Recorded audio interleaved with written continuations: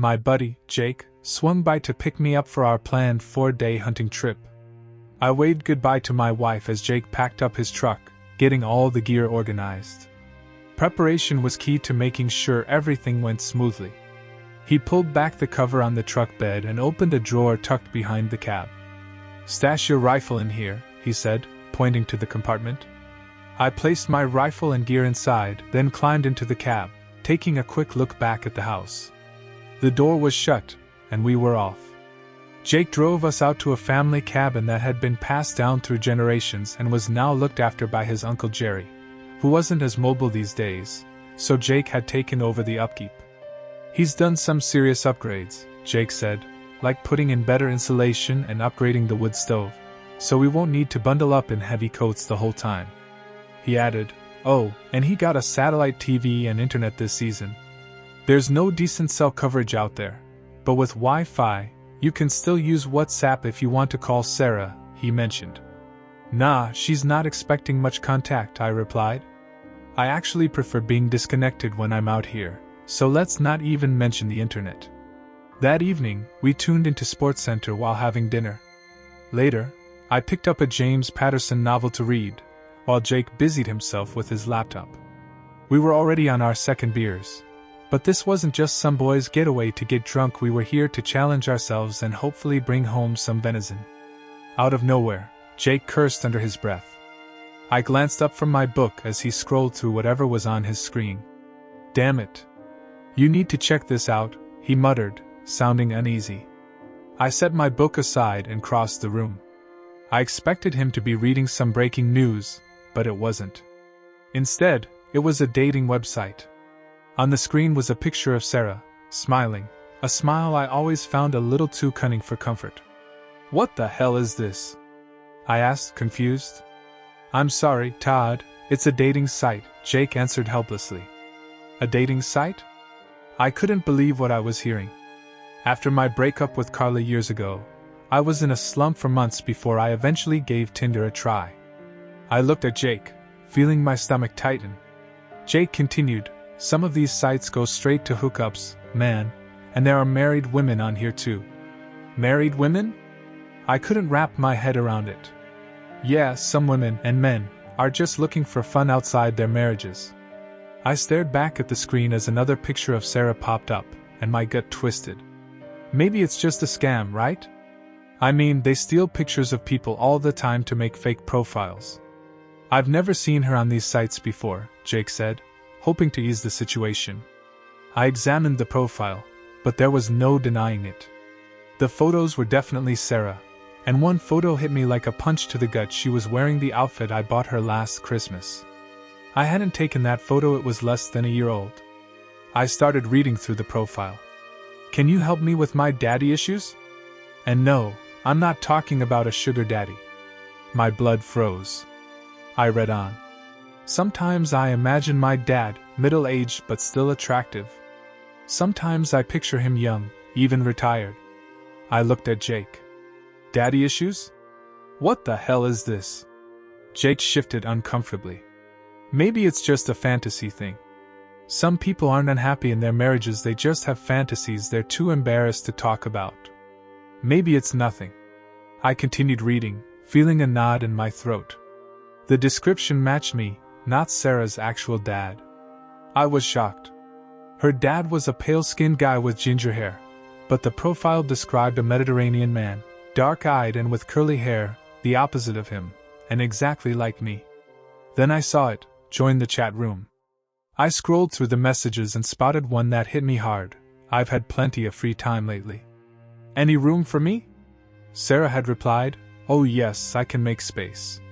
Let me know when we can meet again." Damn it, I muttered, realizing this wasn't just a one-time thing. Jake was navigating through the site. "From what I can see, it's just a dating site. She's not running some kind of business here, it looks like she's doing this for fun." "For fun?" I growled, my anger building. "Set up a date with her," I said coldly. "What?" "Todd, come on, man. No, seriously. Swipe right or whatever. See if she's available this weekend. I need to know if she's really doing this while I'm up here. I don't match the description, though." Jake hesitated. She'll want a picture. It suddenly dawned on me she was asking for a photo of me.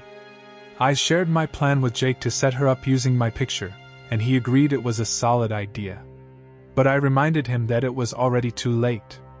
I could still mess with her weekend by jumping into that chat room and telling her I was coming home with a rifle. Jake warned me against it, saying it'd be better not to tip her off. She's free on Friday and Sunday, so that's when she's planning to meet someone, he explained. Jake and I had both taken Friday and Monday off for the trip, so I wasn't expected back until Monday afternoon. If you message her now, she'll have plenty of time to concoct some lies, he said, his tone edged with frustration. I knew that frustration well. Jake's wife had left him for her boss a few years back. If we head out now, we might catch her in the act. Jake grinned as he glanced at her profile. It was a little over 3 hours back to my place, and on the drive, we went over different scenarios, confronting Sarah, following her to her meetups, and even figuring out how to deal with the inevitable divorce. Jake's experience with the legal side of things would come in handy, no matter how painful it had been for him. By the time we pulled onto my street, it was nearly 10:45 p.m. Jake slowed the truck down as we neared my house, but I told him to keep going. He shot me a look, but hit the gas and rounded the corner, pulling over when I asked him to. There's a car parked across from the house that I don't recognize, I said. Nobody parks on this street at night. She's already started, and she's doing it in our home. I reached for the door handle, but Jake stopped me. No way, man. We've got a plan. Either we check it out together, or we leave and handle this tomorrow. No, I need to know now, I insisted. Come on, Todd. If she's alone, it won't prove anything, and you'll just get more worked up. I have to know, I repeated. All right, plan B, Jake said as he drove toward the alley behind the house. He kept talking as we moved. Whether she's by herself or not, we take a quick look, and then head back to my place. Trust me, you'll want to think this through before doing anything rash. I nodded, silently recalling that my rifle was still in the truck bed. When we reached the alley, we got out and made our way quietly toward the back gate. I hoped Sarah had forgotten to lock it, and sure enough, she had. We slipped inside. Our bedroom was at the back of the house, and there was a faint glow coming through the curtains. We moved quietly, careful to avoid the leaves on the ground. I tried peeking through the window, but the curtain blocked most of the view. Jake shook his head. I edged closer and found a small gap. Looking inside, my stomach dropped. I saw Sarah on the bed with an older man. My first instinct was to break the window, but I stopped myself and reached for my multi-tool instead. Before I could act, Jake grabbed my arm and motioned for silence. I resisted for a moment, but he pulled me back. We made our way to the truck, and I glanced at the lockbox under the seat, knowing what it held: rifles, a .357 Magnum, and bear spray. Jake started the truck without a word and drove out of the alley, pulling into a grocery store parking lot a few blocks away. Why don't I go back and deal with this right now? I asked, needing Jake to talk me down. Because you'll end up behind bars, he replied calmly. It's not his fault. Sarah invited him. He might not even know she's married. I need to keep my cool and think this through, I said, repeating Jake's advice. Back at Jake's place, he locked away all the weapons, bear spray included, refusing to let me anywhere near them. I was still in shock as we sat down at the kitchen counter, and Jake poured us each a shot of tequila. We clinked our glasses in silence, toasting to this messed up situation, then followed it up with Pacifico beers. She's cheating on you, with you, Jake said, trying to wrap his head around the absurdity of it. Maybe she's trying to reignite the spark you two had when you first got together. I wasn't 55 back then, and our bed hasn't exactly gone cold, I muttered. Maybe she still loves you, Todd. Maybe she just wants more of you, and this is her messed up way of doing it. I shook my head. Not buying it. Jake suggested opening up the relationship as a way to take control, but I gave him a look that clearly said, not happening. Then I asked for another shot. The next morning, we overslept but got back to work. Jake drove me to a car rental agency, and I picked up an inconspicuous sedan. Then I headed to a bank we didn't use and opened a checking account, using part of the money I had set aside for the trip. I transferred half of our savings and a chunk of our checking balance into the new account. The banker, Jim, advised me to leave enough in the joint account to cover the mortgage, car loans, and credit card payments so my credit wouldn't take a hit. He also helped me set up the bank's app on my phone. After that, I went to a T-Mobile store and bought a dual SIM phone with a top-of-the-line camera. I didn't change our family plan to keep Sarah in the dark. Despite wanting to confront her right away, Jake convinced me to use the weekend to my advantage. "Sir, is everything all right?" The T-Mobile employee snapped me out of my thoughts. She had been explaining how to switch between SIM cards, but I hadn't been paying attention. "Sorry," I said. "Banged my knee yesterday, and it's been acting up." "That doesn't sound good." "I hope it feels better soon," she said, still sounding skeptical. I thanked her and limped out of the store. Jake and I met up at a nearby Starbucks to go over the next phase of our plan. Over coffee, we decided to park his truck in the same grocery lot as the night before, now filled with cars. We drove to my house in the rental this time. Sarah's car and a red Hyundai Accent were gone. I snuck in through the back gate again, which she still hadn't locked. I briefly thought about reminding her to lock it, but then I realized her mistake worked in my favor. Entering through the front might alert the neighbors, so I stuck with the plan. Jake took his position back at the grocery lot. I kept an eye on the house, feeling on edge even though Sarah was supposed to be at work. I unlocked the back door and slipped into the utility room, grabbing a pole to lower the attic ladder. Once I was up in the cramped attic space, my walkie-talkie beeped twice, Jake signaling he was in position. I pressed the button to confirm. The attic wasn't spacious, but I quickly located the luggage I needed. I grabbed a canvas gear bag and an old backpack-style briefcase, making sure to leave as few traces as possible. I carefully closed up the attic, double-checking for any signs that could give away my presence, fingerprints, marks, anything. My next stop was the alcove in the living room, which we used as a home office. I opened the small safe and took out my passport, social security card, birth certificate, marriage license, and stashed them in the briefcase. There was $2,000 in cash. I grabbed half. The safe also held some gold coins worth about $5,000, but I left those alone and just took the receipt to avoid raising suspicion. Jake's 2-beep signal came through. 10 minutes had passed since I went inside. Moving quickly, I headed to the bedroom and grabbed a couple of dress shirts, black slacks, 2 ties, dress socks, and a pair of loafers. Just enough so Sarah wouldn't notice anything missing. The tricky part was setting up surveillance. Jake and I had figured out the time-lapse function on my new phone while we were at Starbucks. We didn't need audio, just the visuals would do. I hid the phone between my hats on a cabinet, making sure it covered about 80% of the bed. I also adjusted the curtains a bit, giving myself a better view for next time, despite Jake advising me not to mess with it too much. Just as I finished, Jake sent another 10-minute warning. Before leaving, I set up the trail camera we had taken from the cabin. I mounted it high on a bookshelf in the living room to cover the seating area. It was equipped with a motion sensor, a fully charged battery, and a fresh SD card for the long weekend. The bedroom phone would upload photos to my cloud every 6 hours. I left with 2 minutes to spare, catching Jake's final signal as I reached the parking lot where he waited, keeping an eye on the corner of Jefferson Street and Tanner's Parkway. Next, we hit the KFC drive-thru and sat at Jake's table, where papers and notebooks were scattered like we were plotting a hostile takeover. I wasn't hungry, but I nibbled on some chicken tenders and fries while Jake added a healthy dose of Jack Daniels to my cola. "You should text her," Jake said. "Keep things normal." Sarah knew the cell service up in the mountains was spotty, so she relied on that excuse to avoid awkward calls from me. Typically, we'd send each other a quick text, just in case I found a signal while hiking. I stared at the phone, unsure what to say. "Here, give me that," Jake said, grabbing the phone. "Just say what you always do." He scrolled through our old messages and began typing aloud.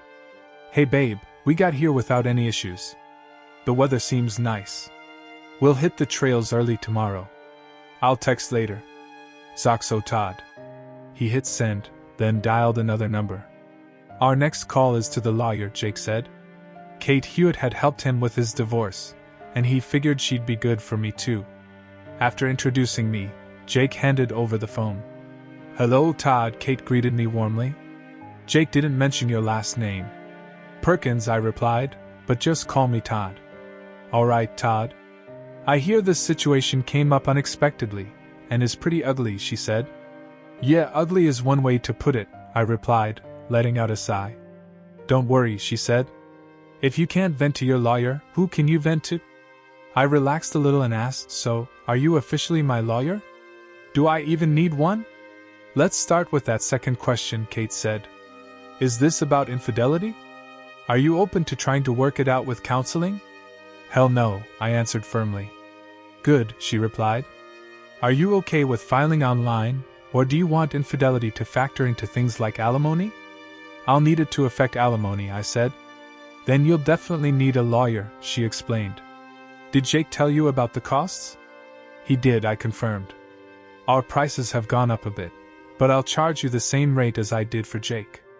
Does that work? Yeah, sounds fair. When can we meet? I asked. I can fit you in on Monday morning, she offered. I covered the phone and whispered to Jake, she's interested because the case is unique. Jake grinned. That works for me, I said. Should I bring proof? You already have proof? She asked, sounding surprised. Yeah. We grabbed screenshots of her profile, and I saw her with a guy last night. I've also got a camera set up in my bedroom to catch anything else over the weekend. So, she's actively advertising herself online? Interesting, Kate noted. And she's looking for guys that look like you? Just to clarify, she added, haven't you put on a little weight since you got married? Nope, I said. I'm still 6 feet tall and only about 5 pounds heavier than when we tied the knot. I work out regularly. Good to know. We'll talk more on Monday, she said.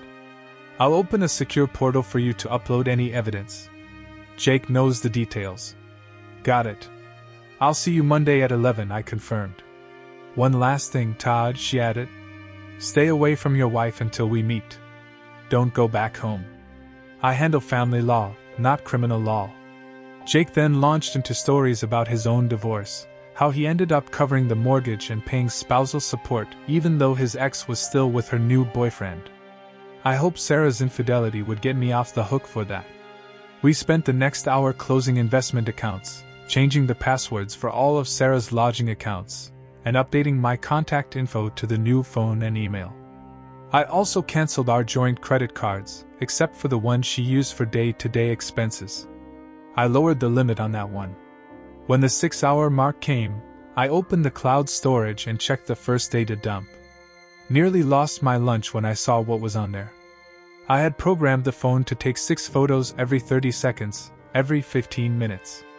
The first set showed an empty bed, but the next ones, out of 11 sets, 6 were blank, and 5 showed her with 2 other men. I need to get out of here, I muttered, feeling sick. Yeah, no kidding, Jake agreed. Let's grab a drink. No, I need to be alone, I said. I don't think that's a great idea, Todd, Jake warned. Damn it, Jake, I need to cry, I need to puke, I need to be alone. I get it, but driving drunk or doing something reckless won't fix anything, he said, trying to keep me level-headed. I assured him I'd stay away from bars and the house. Just gonna drive, I said. He reluctantly agreed and made sure I sent all the evidence to Kate before I left. Turn your phone on so Sarah gets your message, he reminded me, and I promised I would. I drove north for about 30 minutes, letting the night settle in. Eventually, I made my way back to the grocery store parking lot and parked. Walking through the alley, I saw the back gate was locked, but I climbed over the fence. I moved quietly across the yard and peeked through the curtains. Sarah was in bed with another man. My phone buzzed with a message from Jake, which I ignored. Suddenly, I heard a voice from the shadows. I see you, idiot. It was Jake, standing in the bed of his truck. Get over here before I start honking. I crept back, making more noise than I liked, and climbed into the truck. What the hell, man? I hissed. She's in there with some soldier boy. I'm going to teach him some manners, Jake declared, fired up. You better leave, or I'll call the cops myself, I said, getting into the truck bed. We drove quietly to a bar on Tanner's Parkway, just a couple of blocks from the grocery store. Sitting in a back booth, Jake handed me a shot of Jim Beam and a Budweiser. I knocked them back before I could say anything. I've had enough of this. She's turned our house into a goddamn brothel, I vented. All right then, Jake said, catching me off guard. Let's stop it. What do you mean? I asked. Give me your phone, Jake said, taking it and scrolling through my contacts. He called Sarah and put it on speaker. After 5 rings, she picked up. Todd? Why are you? What a nice surprise. You must really miss me, Sarah said. Hi Sarah, it's Jake, Jake replied. Jake? Why are you calling? Is Todd okay? She asked, concerned. He had a little accident, Jake said. Nothing too serious, but I might need to take him down the mountain tonight. Just wanted to let you know. Oh my God, what happened? Can I talk to him? Sarah panicked. Calm down. He's fine. He just hit his head on a tree branch and is sleeping it off with an ice pack, Jake reassured her. Should I come down there? She asked. No need, Jake said, muffling the phone and lowering his voice. Sorry, I didn't hear that last part, Sarah said, sounding confused. Jake muttered something under his breath and hung up. There, we stopped it, he said with a grin. For the first time in 24 hours, I actually laughed. We left the bar, and as we walked back toward my house, Jake mentioned that Sarah likely made her guys park at the grocery store to avoid suspicion. How considerate of her, I muttered. Quiet, I think that's him, Jake said, pointing ahead. A guy in an army uniform was walking toward us. Jake stepped in front of me. Good evening, he said to the soldier, who grunted in response. Jake stopped, making the soldier pause and turn to face us. He kinda looks like you when you were younger, Jake said to me. The guy furrowed his brows, then his eyes widened as he looked between us. Young daddy, meet the real husband, Jake said. You like married women, I growled. Jake took a step in front of me. Down, boy, he said loudly, making sure the soldier heard. Didn't you notice any pictures that looked like an older brother while you were in that married woman's house? Jake asked, his anger rising. She said she was divorced, the guy stammered. Not yet, but soon, I growled. Oh crap, he muttered before turning to run. I knew I could catch him, but Jake held me back. No, Todd. Don't, he said. I lost Tracy to a cheater. I don't want to lose you too. I relaxed, but I still wanted to knock the guy out. You've already lost the main battle, Jake said. If you go after him, you'll win the small one, but lose the war. You'll just look like a fool and could end up in jail. I slumped, nodding. Maybe I'll punch him later, I said. Yeah, in 6 months, after we give you an alibi, Jake joked. We sat in the rental car back at the store parking lot. Sarah had kicked the guy out, and Jake was convinced we had stopped the affair. I was tired of obsessing over it, but Jake gave me 1 more hour before we wrapped things up. We spent about half an hour at the bar, nursing beers, then made our way back to the car. A Nissan Sentra with out-of-state plates pulled into the lot, and a guy stepped out, glancing around at the street signs under the dim light. He looked somewhat like me, a distant cousin maybe. He headed up Jefferson Street while I ran down Ash Street, planning to circle back to the house. Jake trailed him, trying to prevent me from doing something reckless. I hid behind a large oak tree at the corner of Oakwood and Jefferson, watching closely. The guy checked the house number, then walked up to my front door. I stayed hidden, watching from behind the tree. He rang the doorbell, and I heard Sarah's voice, though it was too muffled to make out. She only cracked the door open a bit. After a few seconds, the door slammed shut, and he knocked harder. This time, she opened it just a crack, with the security chain still on. I'm sorry, but it's over now. Please leave, or I'll call the police, she said, then shut the door again, locking it with the deadbolt. He stood there for a moment, looking frustrated, realizing he'd traveled for nothing. What the hell? He mumbled under his breath, cutting himself off when the porch light from the house next door flicked on. Mr. Williams, my nosy neighbor, peeked outside just in time to scare the guy off. He turned and walked quickly down the sidewalk, his evening ruined. Once the coast was clear, I resisted the urge to knock on my own front door and hurried down Jefferson Street. Jake was waiting for me around the corner at Pine Avenue, and we headed back to the supermarket parking lot.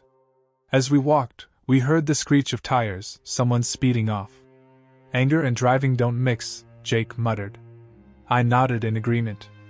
After a restless night in Jake's guest room, I woke up early on Saturday and reviewed the camera footage from the previous night.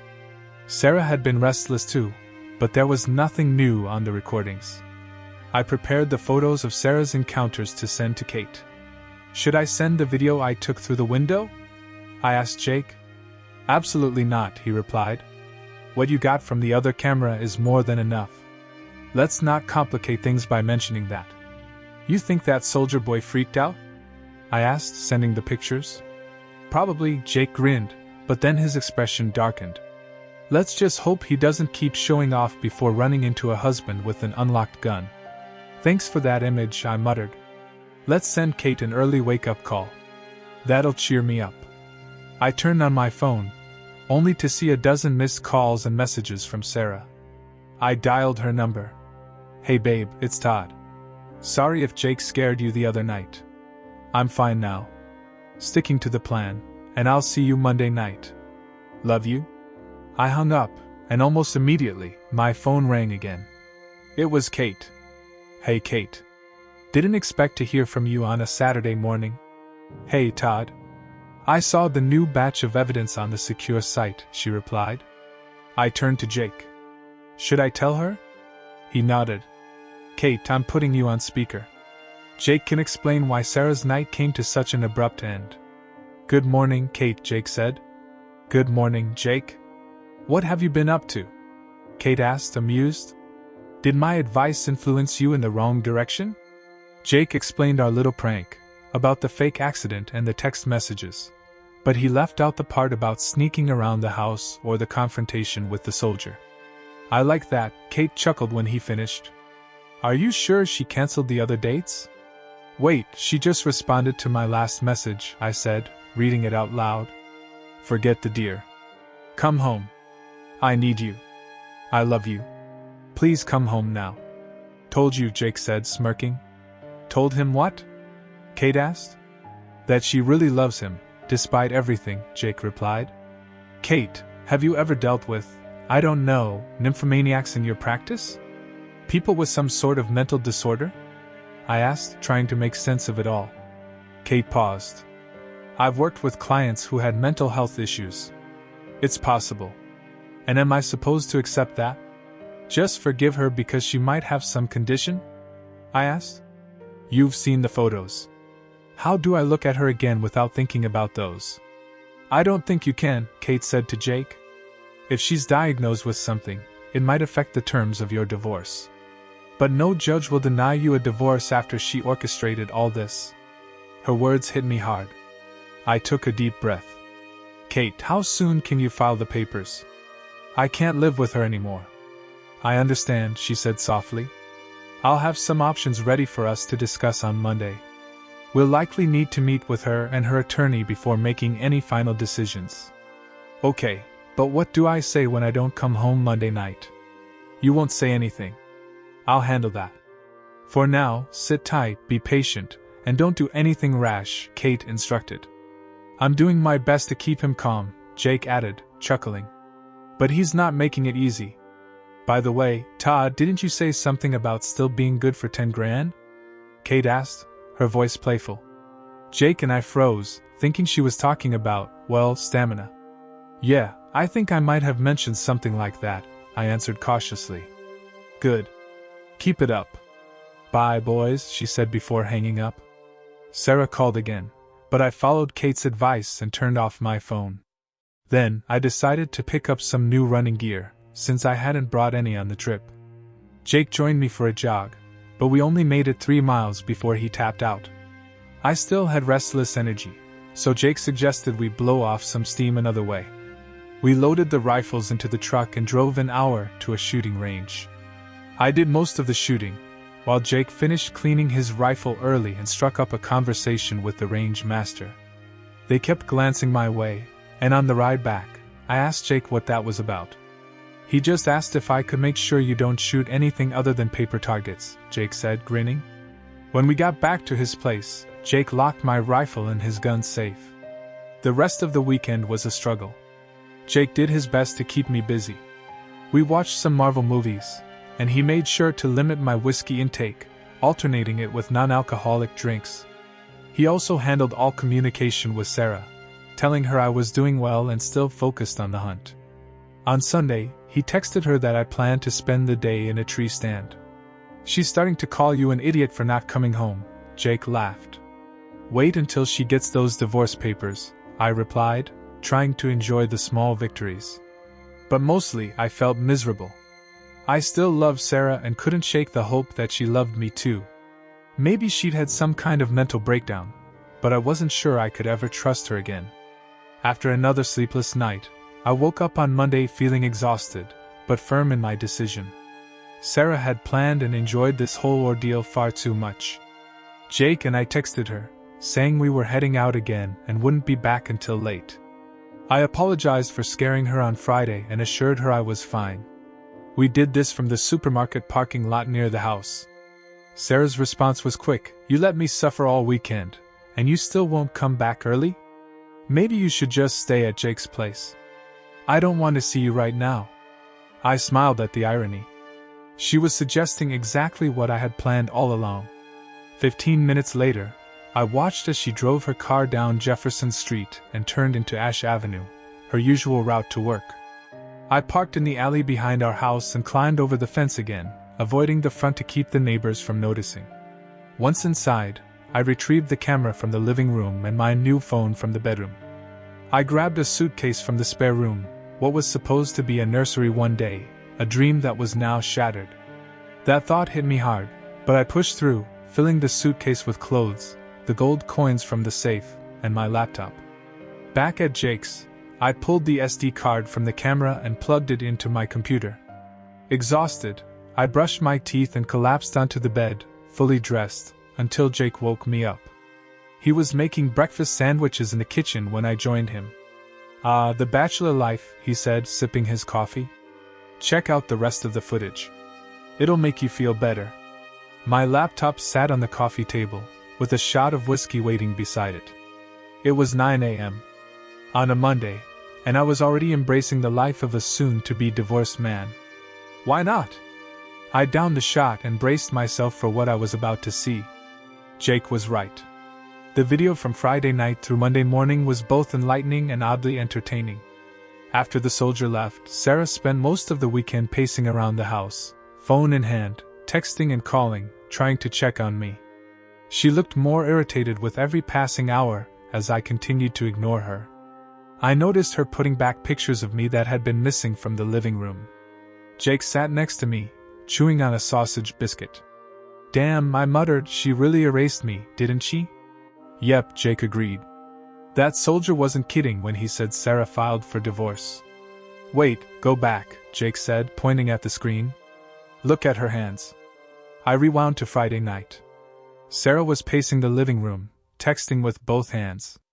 "What about it?" I asked. Then I noticed. Oh, no rings. I skipped forward to Saturday morning. "There they are," I said. She'd taken them off. Kate, my attorney, greeted me when I arrived at her office later that day. She was tall, sharp, with an air of confidence.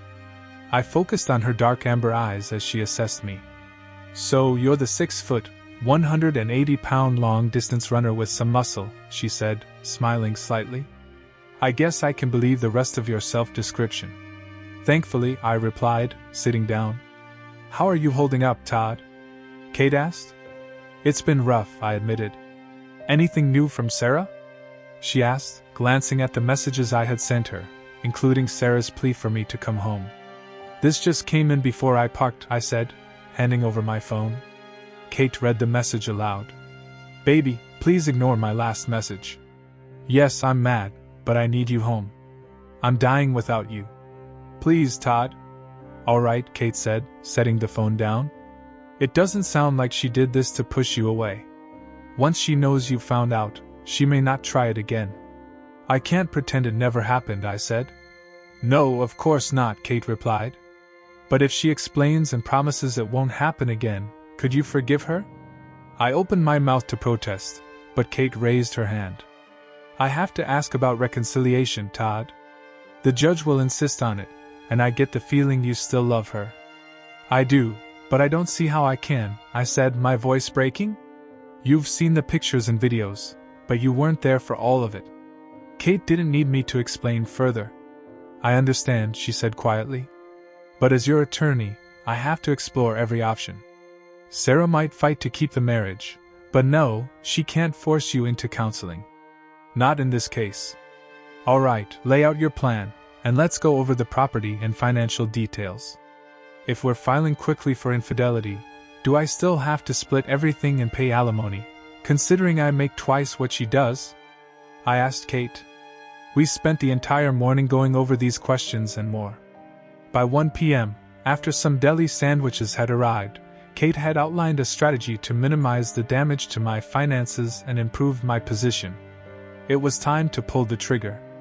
I nodded to her, and she put my phone on speaker, dialing Sarah. The call was answered almost before it even rang. Todd, where are you? Are you coming home? What the hell are you doing? Oh God, baby, I need you. Where are you? Sarah's frantic voice cut through immediately. Mrs. Perkins. Mrs. Perkins. Kate practically yelled to stop her rant. Who's this? Oh my God, what happened to Todd? Sarah screamed, her panic growing. Mrs. Perkins, your husband is fine. He wasn't hurt at all, Kate assured her. I'm calling on his behalf. But Jake said, who are you? Why are you using Todd's phone? Sarah asked, sounding confused. Mr. Perkins gave me his phone so we could be sure you'd answer, Kate explained. I'm very sorry for any fear that was caused by Mr. Smith's misleading reports. Kate made a face at me, a mixture of frustration and sarcasm. A prank? What's going on? Who are you? Sarah demanded. My name is Kate Hewitt. I'm an attorney with Green Family Law in Lakewood. Your husband, Todd Perkins, has hired me to represent him in the dissolution of your marriage, Kate stated clearly. The dissolution? Sarah stammered, as if she couldn't believe what she was hearing. Yes, Mrs. Perkins, a dissolution, Kate confirmed. Mr. Perkins hopes to keep this process quick and private. A dissolution? Sarah repeated, sounding stunned. Yes, normally you'd be served divorce papers, but Mr. Perkins would prefer to reach an agreement outside of court. Please contact an attorney as soon as possible, Kate instructed. An attorney? Sarah echoed weakly. Yes. Do you have a pen and paper? I'll give you my contact information, Kate offered. No, I don't, Sarah replied, her voice sounding hollow. I'll send it to you in a message. After that, this phone will no longer be available for you to contact Mr. Perkins, Kate explained. I need to talk to Todd. This is all wrong. We love each other. Is he there? Please let me talk to him. Sarah pleaded. I'm sorry, Mrs. Perkins, but Mr. Perkins isn't ready to speak. Have your lawyer reach out to me. Goodbye. Kate's voice was firm, and she hung up just as Sarah began to speak again. Well, that went well, Kate said dryly, sending a quick text with her office information to Sarah before disconnecting the phone completely. Despite her sarcasm, she sounded a little sad. You okay? I asked, noticing the strange role reversal where I was checking on her. I usually help spouses protect themselves from financial ruin or mistreatment, Kate admitted, but cases like this make me sad. Something's not right with your wife, Todd. I think you're doing the right thing, but it feels like she's blown up her life without fully understanding the consequences. Neither of you will be happy for a long time. Screw me, I muttered, suddenly overwhelmed. I'm not even 30 yet, and it feels like I've already seen my last happy day. Kate shook her head firmly. No, it feels like the end now, but it's not. You'll recover, especially if you take therapy seriously. Jake waited too long to get help, and it caused him unnecessary pain. Don't make the same mistake.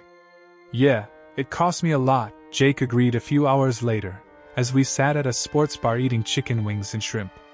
He washed us down with a Bloody Mary, continuing, "I thought therapy was just a bunch of psychological nonsense, but I ended up wallowing in my own mess for way too long. You talked to me for a while." "You could have leaned on me more," I said, avoiding his colorful metaphor. "I know you had my back," he admitted, "but seeing you and Sarah so happy, it just made things harder." It reminded me of what I lost, especially once I realized I'd been living a lie for years. After seeing Kate's therapist, I finally saw you two as a sign of hope instead of a reminder of my own failures. "And now it turns out we were just another lie," I said, raising my glass in a bitter toast. "Screw me," Jake muttered. "Screw me," I repeated, clinking glasses before we drank deeply. By Tuesday afternoon, I was back in Kate's office, this time in a small conference room with papers spread out across the table. I had taken the day off work after updating my information on Monday. I spent most of the day searching for a new apartment. I couldn't keep living in a house that felt ruined. That morning, I ran 5 miles, hoping the endorphins would keep me calm. When the receptionist led me to the room, I half expected to see Sarah and her lawyer waiting. Kate chuckled when she saw the look on my face. No, it's just us. We need space to work," she said, motioning for me to sit down. Sarah wanted to be here, to explain everything in person, but if this were a TV show, it'd be a classic showdown. "Glad this isn't television," I said with a weak smile. Kate grinned wickedly, but her expression quickly turned serious. "You'd be surprised, Todd. She's convinced she did it all for you." "For me?" I scoffed, struggling to hold back my frustration. "She got more than she bargained for, I'm sure." Kate's smile vanished as she placed her hand on mine. "She's not saying you were a willing participant, Todd," she said gently. I relaxed, barely, and stared at her. "What is she saying, then?" Kate sighed. "The baby?" It hit me hard. Sarah and I had been trying for nearly a year. She did all of this to get pregnant? I asked, my voice barely above a whisper. "Yes," Kate replied quietly, sliding a stack of papers toward me. It was a lab report, dated 3 months ago, from Sarah's gynecologist. I glanced through the pages, realizing that I was patient number 25473. The report showed 2 samples with low sperm counts. "Am I patient 25473? I asked. Kate nodded. "But how did she?" "She took the samples secretly and sent them in for testing when you couldn't get her pregnant after 6 months, Kate explained. "And instead of talking to me, she found guys who looked like me and tried to conceive the old-fashioned way," Kate said bluntly. "Your insurance didn't cover art, which is expensive, and you'd already used your savings on the house." I slumped forward, resting my head on the table. "So, I wouldn't have to pay child support, right? If her plan had worked?" I asked, my voice strained. "You'll still need to get tested, Todd," Kate said softly. "Your count was low, but it wasn't 0. "Why not? What's the point now?" I muttered. "Sarah realized the risk of exposure and, knowing you'd divorce her, went to her doctor for the morning after pill," Kate explained. "But today isn't the morning after," I said, confused. "She was with that guy Thursday night." Kate nodded. "Dr. Cox confirmed she took the pill after realizing what was at stake. She knows you wouldn't raise another man's child." "Jesus," I muttered. She was planning all of this right before my hunting trip, trying to get pregnant so she could pass it off as mine when I came back. I sat up, trying to shake the anger out of my system. God knows what kind of diseases she could have caught.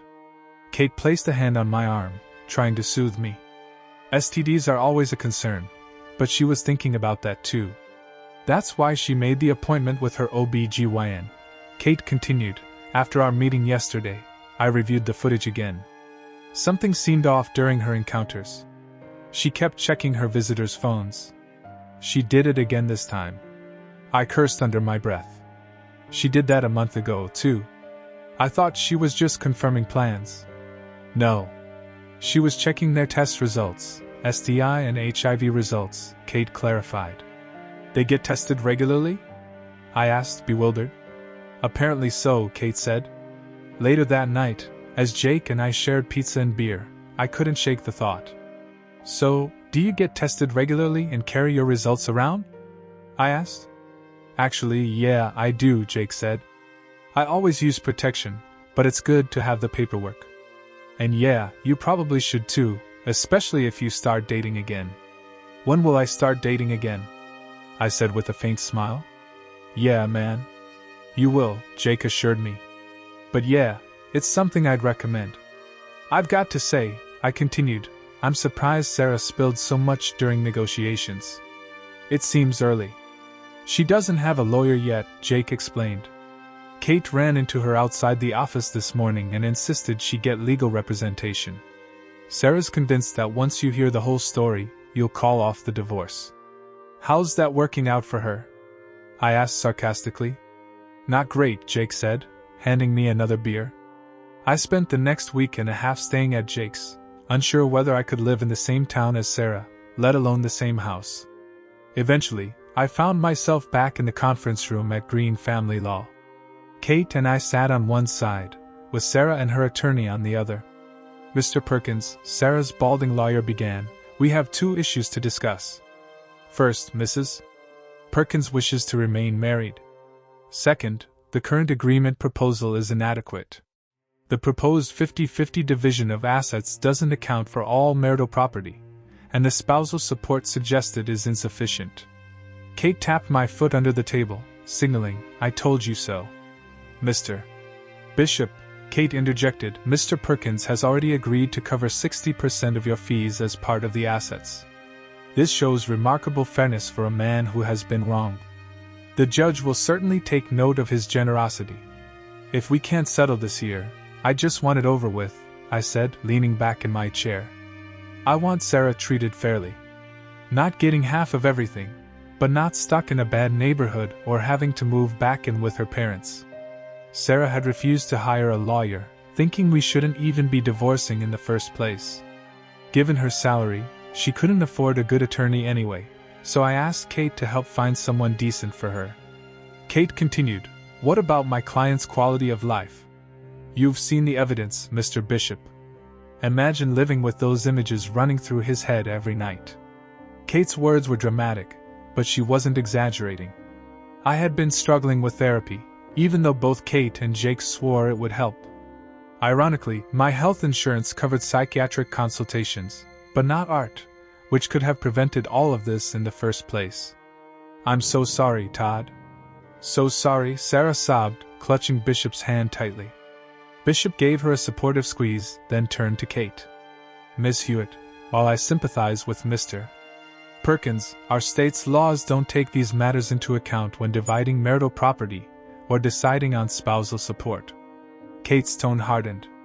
Mr. Bishop, if your client refuses the settlement we've negotiated, we won't hesitate to go to court. She placed her hand on a much thicker pile of documents. This petition will be filed based on your client's infidelity. The terms of this settlement are far more generous than what we'll be asking for in court. I saw Bishop's hand tremble as he resisted the urge to open the stack of papers in front of him.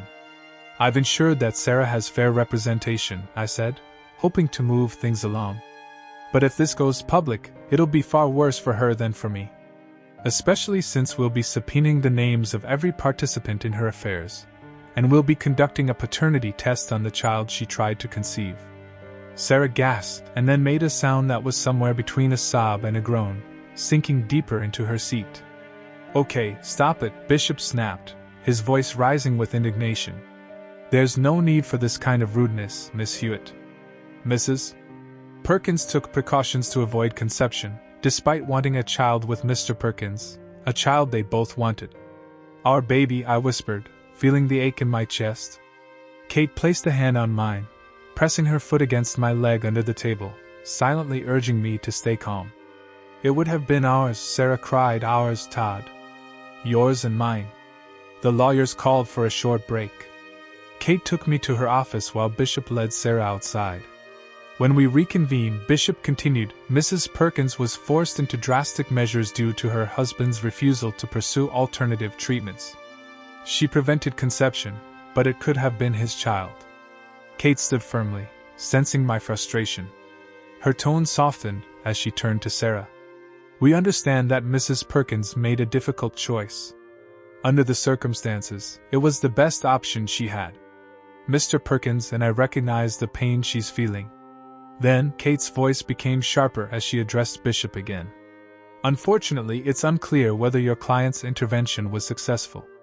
She may still be pregnant, and we need to address this possibility directly. I glanced at Sarah, who looked pale and on the verge of fainting. Kate pressed on. The agreement states that any such child would not be my client's responsibility. Mr. Perkins will take a paternity test to confirm this. If we proceed to court, we will demand the same from any potential fathers. Kate wanted to add something about Sarah's decision to carry the child, but I shook my head. The tension was already thick enough. Sarah grasped her lawyer's hand, clearly distressed. They exchanged glances, likely discussing their next steps. All that aside, Bishop said, gathering himself, we'd like to return to Mrs. Perkins's original position, to stop the divorce filing. She believed she and her husband should attend counseling and work together to start a family. Why couldn't she have done this from the beginning? I nearly shouted. Why not just talk to me instead of bringing strangers into our marriage? Bishop tried to respond, but Sarah cut him off. I didn't want to hurt you by telling you that you couldn't give me a baby. You've always been so focused on your health and fitness. I didn't want you to think you weren't enough for me. Oh my God, I muttered. Am I really that clueless? No, she insisted. I said it wrong. She took a deep breath. If we could have afforded IVF, I would have told you. But we couldn't, and we wanted to start a family right away. So, it was just about the donor? Not about escaping our marriage or spicing things up? I asked, trying to make sense of it all. Exactly, Sarah exclaimed, her eyes desperate. Why would I ever want to leave you? So you didn't enjoy it? I pressed, watching her flinch. No, she admitted, her voice shaky. It was all about you. Even when I was with them, I was thinking of you, like in those multiverse movies you love. I imagined I was with different versions of you, the younger you, the older you. It was always about us. So when you were thinking back to those moments, imagining feeding the child some alternate version of me that had fathered, was it really the real me you had in mind? I asked, feeling a bitter mix of anger and disbelief. Sarah grimaced, but nodded. Yes, always you. I turned to Kate, who raised her eyebrows, silently asking if we should move forward. I gave her a quick nod. She reached for the folder marked nuclear option. Slowly, she pulled out a series of 8x10 color photos, placing them on the table in front of Sarah and her lawyer. The photos were from the front and back cameras I had set up in the house, along with the video I had taken Friday night while spying. Sarah's face turned from pale to gray, then to green. She barely made it to the trash can before vomiting. The house on Jefferson Street sold quickly. Even though we'd owned it for less than 2 years, it had appreciated enough to cover the mortgage and my moving expenses. I left Jake's apartment and found a decent condo nearby. Sarah, on the other hand, moved back to her hometown. She managed to get a small apartment instead of moving in with her parents, and she found a job that allowed her a reasonable lifestyle. She wasn't pregnant, and the child support I paid for 5 months wasn't a big hit to my finances. I was relieved when it ended after the 6th month. She had brought this mess upon both of us, and her betrayal still haunted me. Sarah had been the love of my life, and I knew her regret was real. Her last letter even expressed hope for reconciliation, though I knew that was unlikely. Therapy helped me release my anger and despair. I stopped seeing myself as some pathetic loser doomed to decades of monotony. As for Tracy, she ended up working as a barista at Starbucks, blaming Jake for her downfall, though there was no evidence to support her claims. The police had cleared him, with witnesses and surveillance footage proving he was at a Foo Fighters concert the night of her incident. Looking ahead, once I make my final alimony payment, I'll be free of all obligations from the divorce. Kate Hewitt will no longer be my attorney, though when she found out I had attended an art exhibit and enjoyed it, she joked that she wished our first date had been at the gallery instead.